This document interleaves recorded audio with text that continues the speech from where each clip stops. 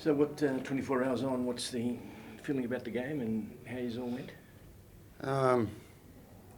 Yeah, I think pretty pleased. We sort of spoke in the change room after, that we need to come out in that second half and put our game out there in a better sense, and I felt we did that for most of that half, and to score 45 points was nice. I think there's still that feeling of improvement in our team, and I think that's nice to have that hunger going into a training week to be able to continue to look for improvement.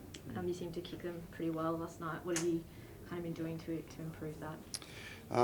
Just working every day at it with Mick Byrne. He's been sort of helping me a lot with just more the mental space and the process of kicking. Having the conversations with him on the pictures that I'm seeing, and I reckon that helps a lot with getting comfortable. So when you get out there in game, it's just let it just happen, and you're familiar with what you're seeing, and it's definitely helping. He's been putting a lot of hard work into me, and I've been sort of trying to kick as much as I can, just because we know how important accurate kicking is in this tournament. So we've just got to keep working at it. All the kickers are, and I find hopefully if we can get some success in games, it's nice. I missed a couple yesterday that I wasn't happy about, but when you're up by that much, it's hopefully doesn't matter too much. Have you worked a lot have you worked much with Nick before coming in?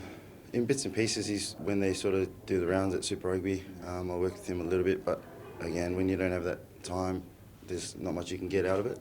But having this sort of whole block with him has been really good to be able to practice those processes, and then having camps and things like that to be able to put yourself in practice mode. And then when you get out to game, it's hopefully just seamless. You just go in your process stuff. Is he a bit of a font of wisdom overall?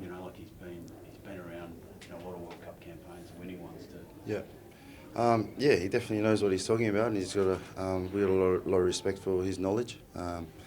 He's definitely been to a few teams, and he's got a lot of stories he'll tell you about his AFL days as well, which is enjoyable chats. He's a man full of wisdom and knowledge. But I just love his simplicity with what he's doing. He's just big on process and cues and giving you some technical stuff, and doesn't try to change your style. It's putting your processes in that work for you, and I really enjoy that style of coaching.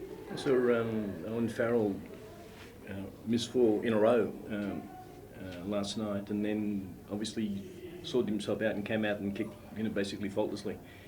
Are you able to do that? Is that sort of was that some sort of superhuman feat, or can you pull yourself together, in the pressure of a match? Obviously he has. He's a world-class kicker, and we've seen that for a long time. And for him, I think it was probably the same. He's just backing his process again, and he wasn't missing by much. He was striking the ball really well. But I think when you practice enough, hopefully you can get. But you have those days as well, so it's hard to sort of pick. You can have some really bad days where you think you can get over it. Luckily enough, he had some more chances to rectify it. And golfers always talk about the real top tier. They can self-correct when they're in that.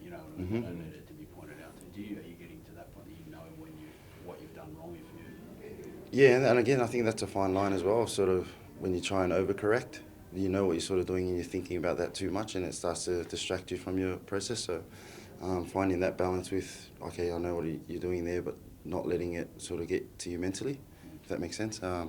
So it's just trying to balance that stuff as well.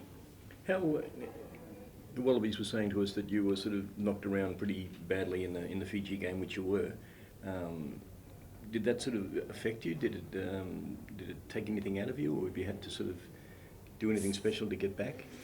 No, not really. They've obviously been really good in managing what they do with me. Obviously, quite a unique case as well. So they've been really good in trusting how I'm feeling day to day, and it hasn't been anything too radical. I think they've been really good in, seeing how I wake up in the mornings and see how I'm feeling, and guide me that way. I guess everyone's got those wellness charts and whatever to see how everyone's feeling, and they've been really good at managing the whole squad, not only myself, but.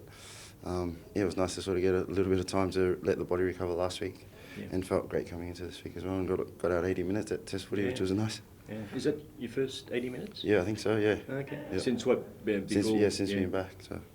You got quite a short turnaround before the Georgia game. Are you going to be alright, and the team going to be alright? I think so. I think everyone, all hands on deck, will be training through the week, and the beauty of our team is the competition we're having for spots, and it's making our training quality really, really high. So yeah, you wouldn't want to be a selector in this squad at the moment because everyone's really putting their hands up, which is really, really pleasing. It allows us to be able to choose different game styles and try and play a way we want to play with different guys. So I think that's healthy for our team in this kind of tournament. So yeah, all hands on deck this week.